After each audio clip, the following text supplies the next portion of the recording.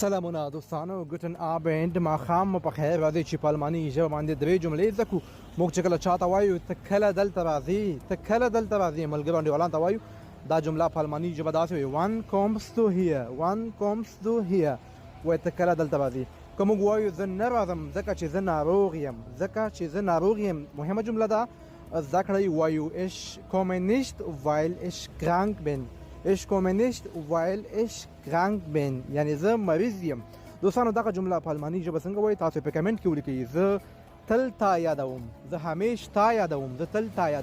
په کمنټ کې ولیکئ که غلطه وي دې ته صحیح لیکم په کمنټ کې